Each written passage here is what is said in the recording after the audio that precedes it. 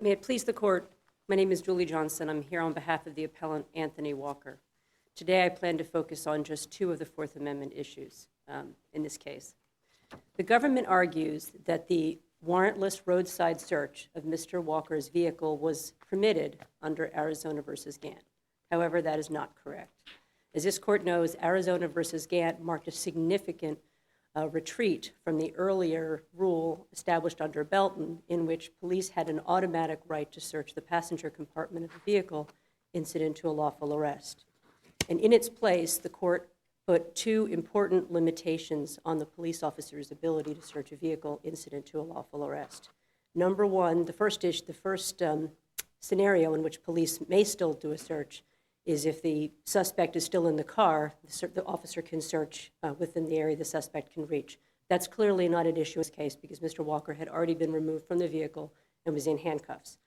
So we're only focusing on the second scenario, which is when the officer has reason to believe that there will be evidence related to the offense of arrest located within that vehicle. And embedded within that are two important limitations. Number one, the evidence has to be related to the offense of arrest. And number two, the officer has to have reason to believe that that evidence will be in the car. Now, the Supreme Court didn't flesh out exactly what that meant, and courts have taken slightly different views on this. But it's certainly clear that without those two limitations, we're going to go right back to Belton.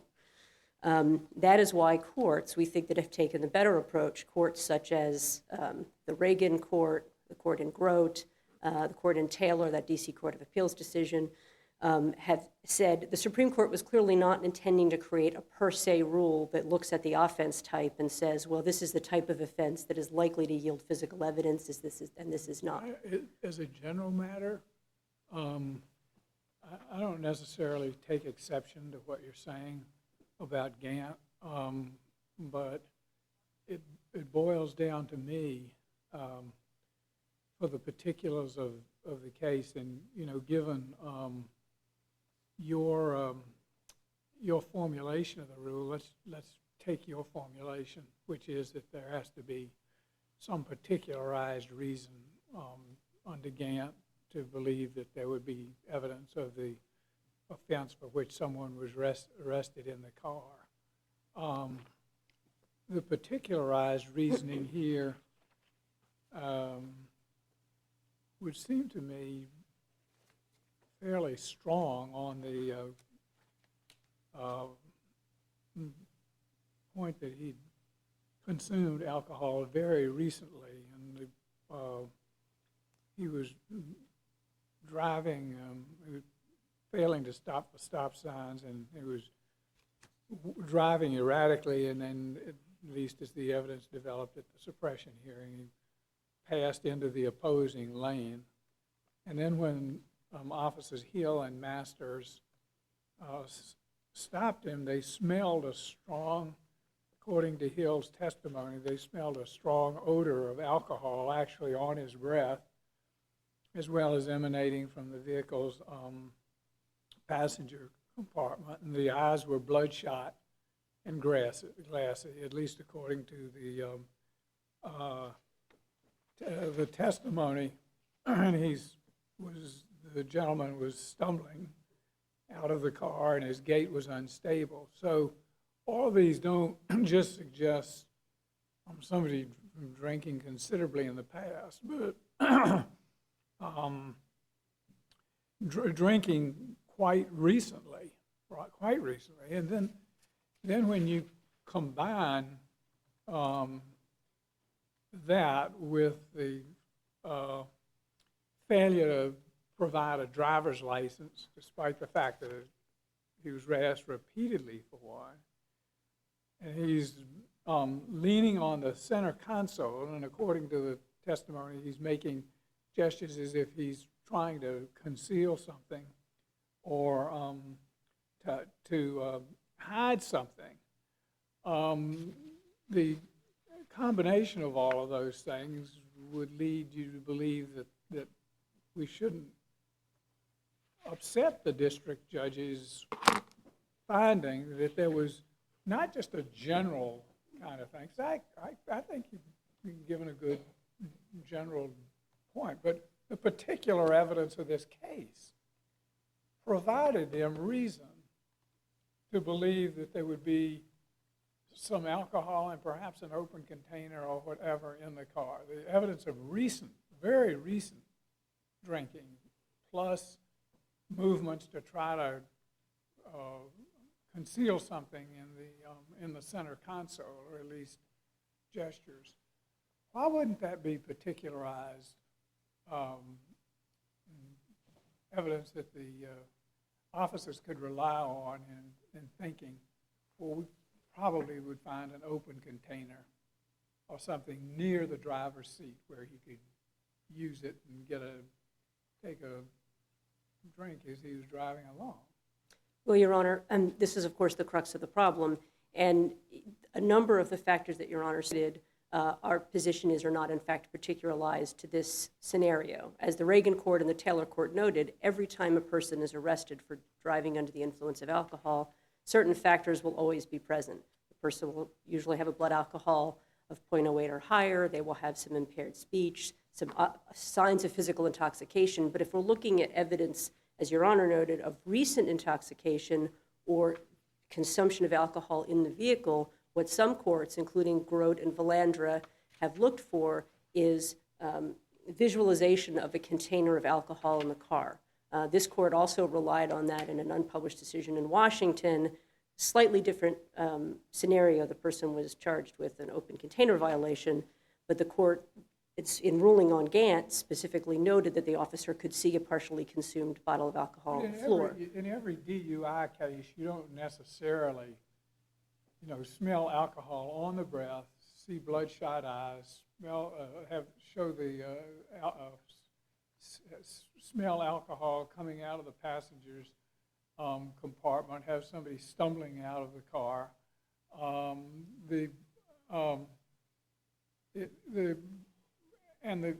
The pattern of driving here wasn't just one incident that led to the stop, but it was running stop signs and taking a left turn and going in, or taking a right turn and going into the opposite lane. And so I think why wouldn't this be a case of more immediate drinking, or at least an officer could suspect this was a case of more immediate drinking rather than someone who had left the party 40 minutes ago. When you combine that with the movements around the console, I'm just saying, what the case is particularized is that, and the evidence is particularized as that, isn't that precisely the kind of case where we would credit what a district court found and observed? Your Honor, we submit that no. An officer would always have to have probable cause to effectuate the warrantless arrest. So there always are going to have to be some signs of intoxication. And typically an officer is not... It's a matter of degree, wouldn't you say? Yes, Your Honor, but certainly there's nothing I submit in his exhibition of intoxication that suggests that it was extreme. This was not a case like in Knight where the person was passed out at the wheel of the car. If we both agree that it's a matter of degree, doesn't that make the case more intensely factual?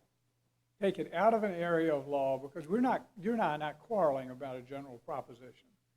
We're quarreling about evidence in a matter of degree. And doesn't that take it less and less as a matter of law and more as a fact-specific kind of inquiry for which district judges are uniquely suited? It is very factual, very fact-intensive, certainly, Your Honor, but we submit this is still a mixed question of fact and law with respect to the court's finding about reasonable belief that this court still can review de novo. And I want to just talk briefly about two of the particularized findings that the district court relied on and that the government relies on in its briefs. The odor of alcohol coming from the compartment of the car as opposed to Mr. Walker, and the hand movements. And just briefly, with respect to the odor, the district court's finding was actually that the odor was emanating from Mr. Walker's person, and that can be found in page 155 of the joint appendix. Officer Hill did testify at the suppression hearing that the odor was coming from the compartment, but all of the contemporaneous documents only discussed an odor coming from his person, and that perhaps that's why the district court ruled as it did. As for the hand movements, there's a few important things about the hand movements. Officer Hill described those not specifically as someone trying to hide evidence. This isn't a case where someone bent over and was clearly trying to put something under the seat of their car. He described them as trying to pull on the emergency brake, leaning towards the center of the car, reaching toward the center area. And it's significant that he noted those. Number one, he didn't note those in any of his initial reports. And when asked about that on cross-examination, he said it's because it did not form part of his probable cause to arrest. So at the time that... Wouldn't the significance of the hand movements and how you're going to interpret those and what weight you're going to place on that, isn't that something for the trier of fact? Well, Your Honor, to the extent that it leads to the conclusion that there was reason to believe that evidence related to the offense of arrest, then I think that's a mixed question of law and fact. And it's clear that at the time of the arrest, or leading up to the arrest, Officer Hill was not making the association between those hand movements and the offense, which was clearly driving under the influence of alcohol. Wouldn't the center console be the most likely place to hide an open container? Well, Your Honor, that may be, and there are some cases... This is not a search of a trunk or whatever, isn't it important that the search we are contesting here, or the place where the evidence was found, was the center console, which is where an open container would be within reach of the driver? Your Honor, that is certainly a possibility, but Arizona v. Gantt makes it clear that we're not supposed to be dealing in possibilities. We're supposed to be dealing in specific, particularized facts that would lead a reasonable officer to believe that evidence related to the offensive arrest is going to be located there. And those... I'm sorry, please, I did have a question, but please don't let me, please finish your sentence. Thank you, Your Honor. And the hand movements that are here, I think they are just as easily interpreted as the fumbling of a person who is slightly impaired trying to respond to an officer's request for a license, because it's clear that those movements occurred during that exchange. And this court has reminded law enforcement in Massenburg and in Foster not to interpret every hand movement as necessarily nefarious. I'm sorry, Your Honor. If we completely agree with you on the Gantt factors, do you foresee a problem with the possibility of inevitable discovery because the car would have been subject to an inventory search? No, Your Honor. It's unclear whether the government is arguing that an inventory search actually occurred or whether it's inevitable discovery, but I'll focus for now just on the inevitable discovery in Your Honor's question. Mm-hmm. We believe there are a number of reasons why that shouldn't apply here. Number one, it's clear from the evidence that an inventory search did not in fact occur, which we find in some of the other cases in which inevitable discovery has been an issue. It's also clear that an inventory search would never have been done. Officer Hill testified at one point that he was going to do an inventory search, and then a few moments later said, well, that was an inventory search. And regardless of what the stated policy says, it's abundantly clear that Officer Hill's practice is not to perform an actual inventory search, because this was purely an investigatory search. And if a police department can say, I'm going to perform a completely warrantless search, and then point to a policy that clearly was not complied with and say that's an excuse, that's going to completely swallow the rule, and we're going to return to a general... I do understand, but the car was blocking traffic, and there was no indication that it would have been possible to get someone to pick it up. And I certainly take what you're saying about the officer's practice, although I suppose one could also say that he needn't conduct an inventory search at that point because he'd found incriminating evidence. But you think that the fact that it was not this particular officer's practice to conduct an inventory search addresses the concern I articulated? Well, and I don't think that we can be confident from this record that it was the practice of the Baltimore City Police Department.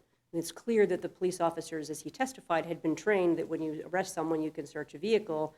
And he said, well, the law has changed, but he didn't explain how. And it's very clear that, again, once he found incriminating evidence, he stopped. And the whole purpose of an inventory search is that it is not meant to uncover incriminating evidence. It's meant just to document the items of value that are in there, protect police against claims of false property. He didn't comply with that at any point. Do you have a case to support your position that it requires that after the discovery of contraband, in order to avail themselves of inevitable discovery, they have to complete it after that and do an inventory search after it gets impounded? Do you have a case that supports that position? Not that specific point, Your Honor, but a number of cases, including Florida versus Wells and this court's decisions in Matthews and in Brown, make it clear that in order to be an inventory search, it has to be undertaken according to standardized policies or practice, and has to be done in accordance with that, and it has to be done in good faith. And here we don't have either one of those factors present. It's clear. We have the written policy at page 35 of the joint. Cases where they actually did the inventory search and therefore it had to meet the metrics and the requirements of doing so, but here it's preempted because they found contraband.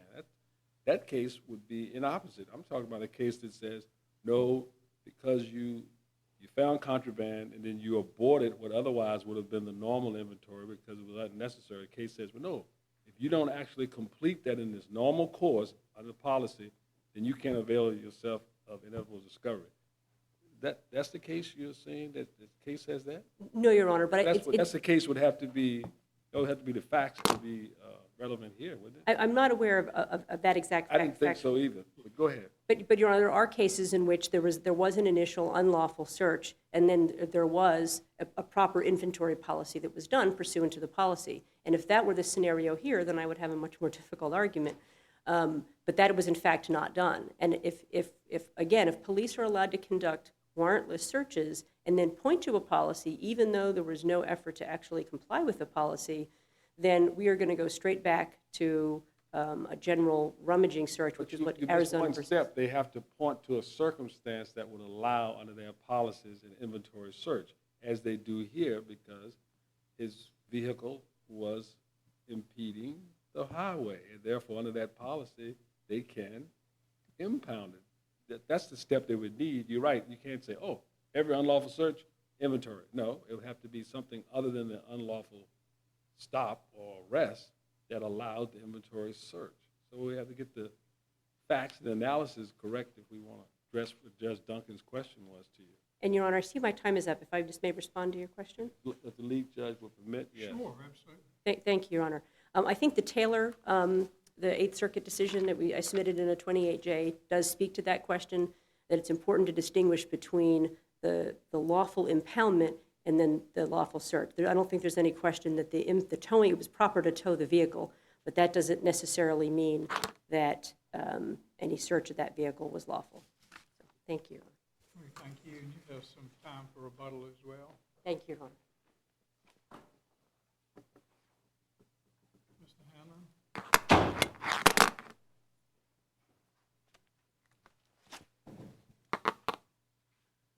Good morning, Your Honors. May it please the Court, my name is Michael Hanlon. I'm an assistant U.S. attorney in Baltimore, Maryland. The United States does ask that the Court affirm the conviction in this case. I'll address the Fourth Amendment issues discussed by Ms. Johnson today, and I'll begin with the Gantt issue. In the government's brief, the government argued, and I continue to argue, that the search of this car was justified under either the Carroll probable cause doctrine or the Gantt doctrine. The government did not get into the details of the comparative burdens of proof necessary under Gantt or under the probable cause doctrine, nor did I attempt to get into the question of whether or not Gantt forms a per se offense-based rule. I don't know if it does. I do believe, Your Honor, and the evidence, Your Honors, and the evidence clearly indicates that assuming a particularized suspicion as to the vehicle was required in this case under Gantt, we had such a particularized suspicion. The testimony in this case begins with the offense. The offense is relevant, even under the particularization standard, very relevant under Gantt. And I would submit that the nature of the offense can potentially put us about 90% of the way there, even under a particularization theory. This was drunk driving, an offense which, with the exception of the Reagan and Taylor cases, almost always seems to support a Gantt search. But on top of the drunk driving, on top of the nature of the driving, on top of the evidence of the recency of the defendant's drinking, we do have very specific, particularized circumstances here that justified an officer's belief, and Officer Hill did have that belief, that there would be evidence of the offense in this vehicle, and specifically the officer's testimony that he could smell alcohol not only from the person of the defendant, but from the vehicle. He testified to that twice, once during his direct examination and once during his cross-examination. I do want to note, I'm not sure, I don't believe Officer Masters gave such testimony. She smelled alcohol in the breath of the defendant, but she wasn't in a position to detect any alcohol from the vehicle. One thing that interested me about this is it comes down, it seems to me, to the relationship between a district court and a court of appeals. And the question I have is isn't the person who, or the judge who heard the actual testimony of the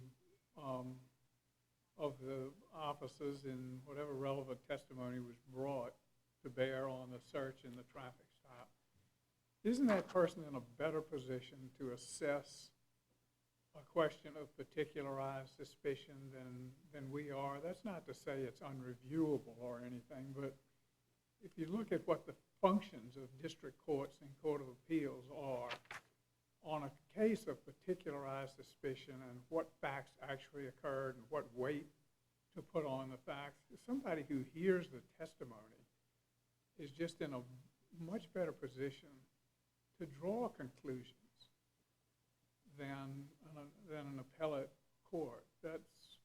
We can debate whether it's all clearly erroneous, or we can debate whether it's a mixed question of fact and law. The government always wants clearly erroneous, and the appellant always wants it to be a mixed question. But the fact remains that if you actually hear the people who were on the scene and you get to hear what they say, you're just in a better position to make the call, whether you finally suppress or don't. Yes, Your Honor, the government agrees with all of that. I guess you do, because you won. Yes, Your Honor. If you lost, you would be here saying that the district court was wrong. That's obvious. But the question is, bloodshot eyes. You say that's consistent with recent drinking? I'm not sure I said bloodshot eyes, Your Honor. The odor of alcohol, the manner of the defendant's drinking. Well, I was about to say bloodshot eyes would indicate that it's in your blood. It takes a while for it to come to the point where it gets into small capillaries into your eyes and cause that kind of thing. That would be consistent with in your system. But the driving, most people who are impaired drive erratically. So you said you were 90%, I think I'm quoting you correctly, we're 90% there almost just by the offense itself. You mean just because he made a wide turn near the police officer? That was the... Not just the wide turn, Your Honor. The fact that he was driving drunk, I would argue. A lot of people drive drunk. You got any statistics that most of them have an open container with it? Most of them come from the tavern. They come from the tavern. They normally don't bring their drinks with them, but they're drunk driving. I don't see how that's a non-starter there. That you're drunk driving, that means your bottle is there, your drink is next to you. I think that would be a small percentage, probably, people. But so the other police officer didn't smell anything at all other than the breath. Officer Masters, I believe, testified that she did smell alcohol from the defendant's breath. Right. Go ahead. She was not in a position, from the testimony, she never attempted and did not discern any odor from the vehicle. She was on the other side of the vehicle. I do believe she testified that at one point she had an encounter with Mr. Walker and smelled alcohol in his breath. Now, smelling alcohol in your breath, that's consistent with recent drinking necessarily? I'm not an expert, Your Honor, but I would suggest that it certainly suggests recent drinking, at least drinking that is recent enough in the past so that it's still on one's breath, yes. But I can't say how recent. I can't say how recent. Right, you can't at all. No, because that's why you have breathalyzers, and you might register having had 2 drinks 2 hours ago. You were registered on the breath. It has nothing to do that you just took a swig while you were turning the corner. Why? And that's not a matter of credibility. That's a matter that the facts just don't add up to. We're trying to get to Gantt here some way tortuously. And these are state, run-of-the-mill state court crimes. It's amazing how federalism never is important unless it's it's never important unless it's a criminal setting.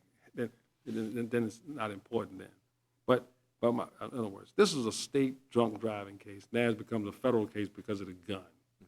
And this is all about trying to justify getting into the gun, to the compartment. But basically, it was just drunk driving, wasn't it? But Gantt would be useless protection in a drunk driving case if this is the law, because all of them do something erratic. They all have alcohol on their breath. In this case, this man was fumbling for anything he could. License, everything. But that's what people do when they're inebriated, under your own evidence. So now he must have a gun or some contraband he's looking for. And why do you need an open container once you have someone that drunk? Doesn't matter what the container. Open container is a throwaway charge almost, isn't it, compared to DUI? I'm not an expert on the state law concerning open containers in vehicles, Your Honor. And I don't remotely suggest that drunk driving necessarily suggests that a person's got a gun in a car, nor is the government advocating a per se Gantt rule. Your Honor's correct. I'm not prepared to say today, I don't know whether the law is going to go in this direction, that every drunk driving arrest permits a Gantt search. I do think it gets you, maybe 90% is too much, but I do think it gets you a lot of the way there. But what's critical here is that on the facts of this case, and Your Honor's correct, the government is relying on the facts of this case because it does support the government's case. We had particularized evidence here. Officer, this wasn't just the drunk driving arrest, although that was very relevant, the fact the defendant was drunk, had been drinking. But he also had reaching to the center console, this kind of movement toward the center console, which both Officer Hill testified was consistent with potentially trying to hide or get something, and Judge Berdar, I believe, at Joint Appendix page 157, if my citation is correct, also indicated that these movements were consistent with some manner of attempting to hide or do something in the center console. And we had the odor of alcohol coming from the vehicle as well as from the Let me ask defendant. this question. Wasn't the police officer standing there with him when he made this move toward the console? The officer at that point, Your Honor, was outside the vehicle, and Mr. Walker was still inside the vehicle. This was before Mr. Walker had actually been taken out of the car. I know it's before he was taken out, but it was after the police officer had approached him, correct? Yes, Your Honor. Well, if the police officer is standing right there and you don't have anything in your hand, if you move toward this console, how could you be hiding something? I mean, you're standing right there, you're a police officer, there, and you move toward, what are you hiding? Nothing in your hand. Are you trying to say he's trying to get something, or is he trying to hide something? Because hiding doesn't make sense. Getting, perhaps, but not hiding. My hands are empty. The police officer standing right there. I'm hiding this. Hiding what? That makes sense. I mean, somehow common sense has to prevail somewhere in these cases. It's just inconsistent. And I don't have to defer to a district court judge because they bought that. Well, I would hope the district court would be given some deference, Your Honor, but on that issue, I think that Officer Hill's testimony was that he wasn't sure what the defendant was doing exactly. It seemed like he might be trying to hide something. He could have been stuffing something down, could have been putting something into the center console, putting the center console down. The officer never testified he actually saw anything in the defendant's hands. And the whole purpose of the defendant hiding something would have been to try to secrete it so that the officer wouldn't actually see it. We're just trying to replay the whole suppression hearing about where the hands were and whether it was a concealing motion or what it is. I mean, it's almost as if we're reviewing it de novo, and I just don't think we're permitted to do that. I mean, we do have district judges for a reason. Correct, Your Honor. We don't normally replay hand gestures in an appellate argument. Not generally my experience, Your Honor. Counsel, how do we ever get to Gantt if an appellate court hadn't looked at the very things and said that the law changed? The law would never change. That's how we get to constitutional principles and case law, because some appellate courts did take the time to look at what otherwise was just passed along and found that it violated the Constitution and the very precious Fourth Amendment. So this alchemy is necessary. It is, the discussion is necessary, Your Honor, and the discussion of the application of the facts of the law is quite necessary. That's how Gantt and similar cases get decided. Except no one disagrees with Theroux here generally. That's not an issue. We're not arguing before the Supreme Court as to whether you need evidence of the specific offense before you undertake the search.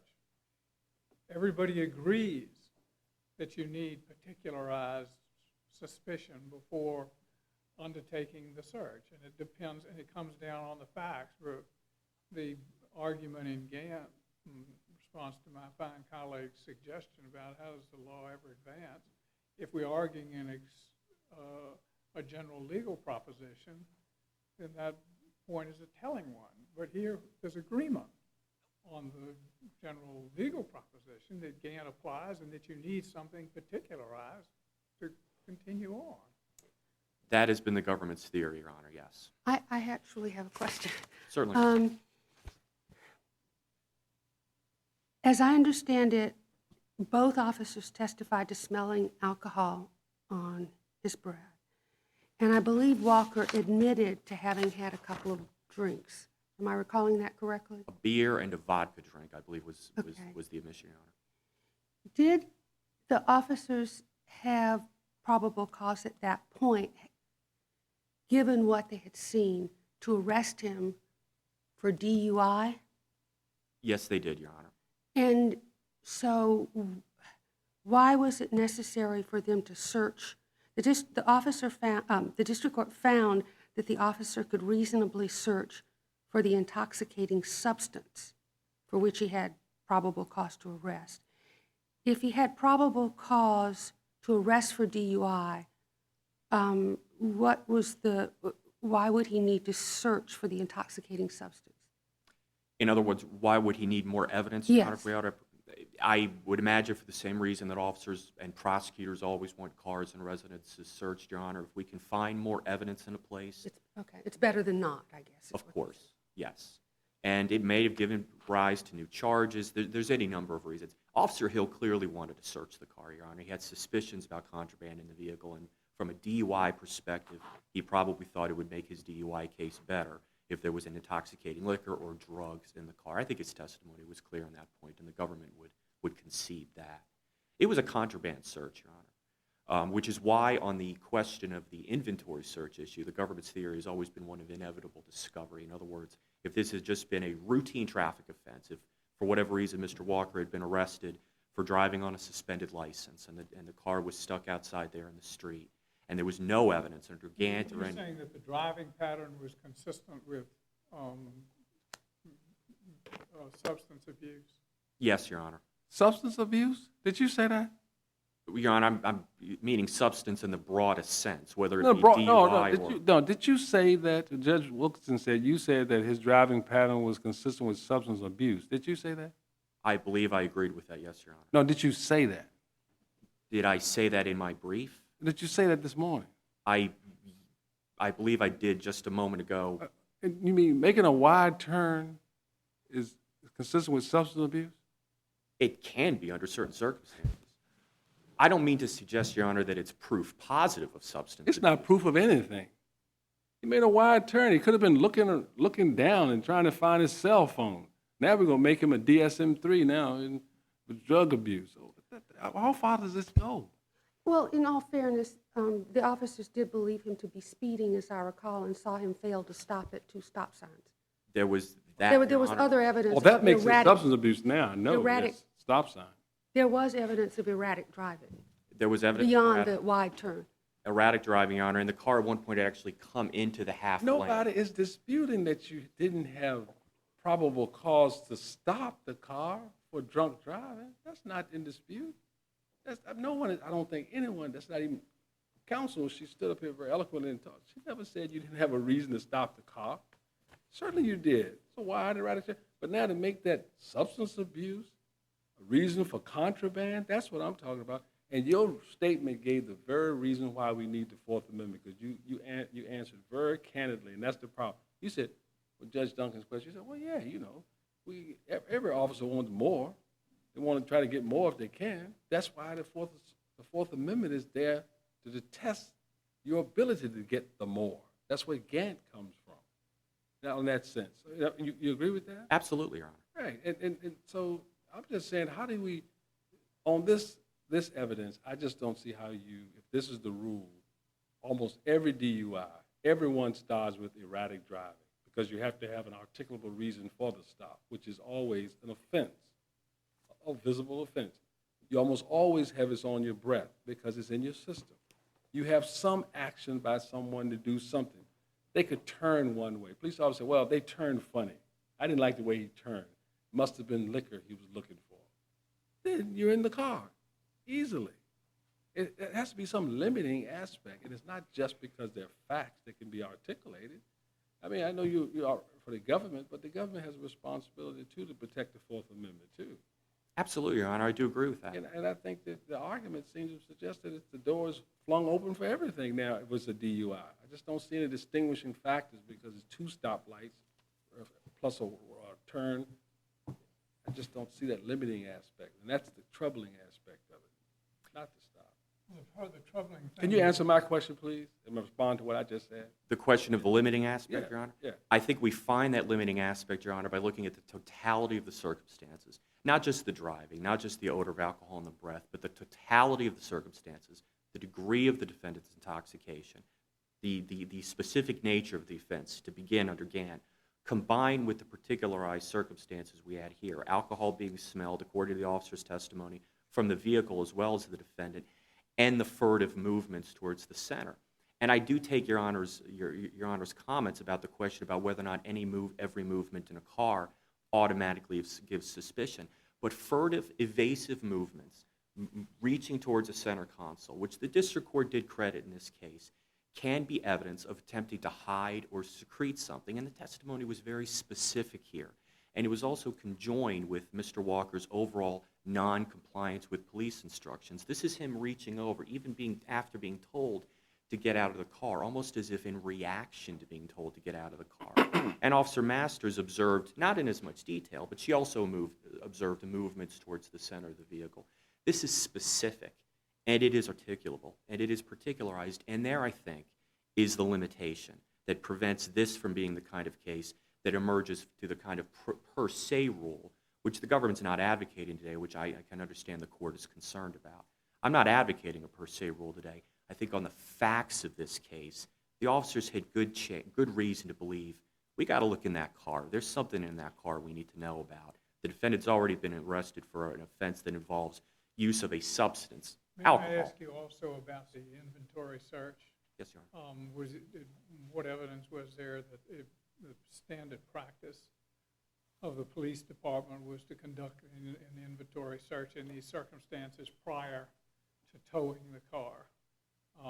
Your position is that it's standard practice to conduct an inventory search here prior to towing? That is correct, Your Honor. And what evidence was introduced on that point before the trial court? We put in evidence, Your Honor, the Baltimore Police Department's towing policy, which was in effect at the time of this incident, which laid out the circumstances. It's a bit of a wordy policy. It's a bit complicated. But it boils down to the idea that if a person's arrested and if the vehicle's blocking traffic and it has to be towed, you're supposed to do an inventory search for any valuables in the vehicle. We put into the record the written policy, and it's in the joint appendix. And we had Officer Hill's testimony about... Why would you conduct the inventory search at roadside as opposed to towing the car and getting it out of the way? I think it depends on the circumstances, Your Honor. I think it depends on the timing, and I think it depends on the officer. I wasn't able to find anything in the towing policy that specifically requires this. You know, I see my time has elapsed, and I have leave to answer. I was just wondering why the inventory search why you wouldn't want to get the car out of the way and tow and then conduct the inventory search. But does that make a difference if you're going to conduct the inventory search in any event? I may answer, Your Honor. Yeah, sure. I don't think the policy says one way or the other. I don't know if it makes a difference legally whether or not the search is done before or after to make it a proper inventory search. As a practical matter, and I have to confess I'm sort of guessing here, I think whether or not an officer does it before or after may depend on how long the tow truck's taking, whether or not they have anything else to do, whether they have the time, etc. To be very clear, Your Honor, this was a contraband search. So I don't want to suggest that this was a sort of mechanical inventory search the way inventory searches are supposed to be done. I believe the police would have done an inventory search had this not been a situation where the gun had already been recovered or search already done. I don't know whether the officers would have done that search at the scene or followed the tow truck back to the impound lot and done it there. I don't know the answer to that. The district court, this is my faulty recollection, did district court make a finding on the inventory search? I believe that the district court's finding was that an inventory search would have been done in a situation where the contraband hadn't been recovered. So the district court linked its finding to inevitable discovery. It found that the Baltimore City Police Department's towing policy was a reasonable and appropriate one, and that So there was a finding on the point. there was, Your Honor. All right, thank you. Thank you, Your Honors. Ms. Johnson, you have some rebuttal time. Yes, thank you, Your Honor. I wanted to respond briefly to 2 points. The first is, Your Honor, your question about the role of the district court versus the Court of Appeals. And I think there's an important distinction between factual findings such as aspects of Mr. Walker's appearance, whether he staggered, whether he had bloodshot eyes. Those are clearly factual determinations that a district court is in a superior position to assess. But when we are getting into legal conclusions, such as whether the officer had reason to believe that evidence would be in that car related to the offensive arrest. That's an interesting point, but I'm not sure I agree with it for this reason. You're talking about hand movements around a console. Okay, there are, there's several interpretations that could be put on it, and one is that it's just nervousness of a perfectly innocent sort, or further evidence of intoxication. Another interpretation could be put on it, and that is that it's furtive, and the console is the last place you want the police to check, and that's where you want to make sure that the console is secure and locked down. And so I can't tell what interpretation to put upon a hand gesture, and that seems to me to be intensely factual as to, what significance to attach to the hand gestures. You have to talk about what the officer's seen and what the nature of the hand gestures were. That seems to me factual. Wouldn't you agree? Well, Your Honor, again, this is, even though these assessments are motivated by facts, the court still has to review the overall conclusion, just as it did in Foster and Massenburg, and said that there had been an erroneous conclusion about the hand movements in both of those cases. Ms. Johnson, what about credibility? What about the district court's credibility determinations? But those are certainly entitled to deference, Your Honor. In fact, we don't generally review credibility determinations. No, Your Honor, but I don't think this falls into the category of credibility. I mean, we have the district court's ruling that, number one, that reason to believe was equivalent to a probable cause assessment, and the district court ruled that the officer had probable cause to believe that Mr. Walker was impaired by something, and that was an erroneous conclusion. That second one, it was only reason to believe that he was intoxicated by alcohol, and yet it's clear that Officer Hill went in looking for drugs. And so that was an erroneous legal conclusion this court should absolutely review. With respect to the parsing out, I would just refer the court to that Taylor, the D.C. Court of Appeals decision, which made a very thoughtful distinction between the types of traits you would always see. Sorry, I see my time is up. Do you have any concluding remarks you want to make? Thank you, Your Honor. I would just want to remind the court that the scope of this problem is enormous. In 2012, there were more than 116,000 DUI arrests within the Fourth Circuit. And the scope of the search that officers are allowed to conduct is extremely intrusive, including closed containers. So this is a very important issue. Thank you, Your Honors. We thank you very much. Thank you both. We'll come down and greet counsel and then proceed into our next case.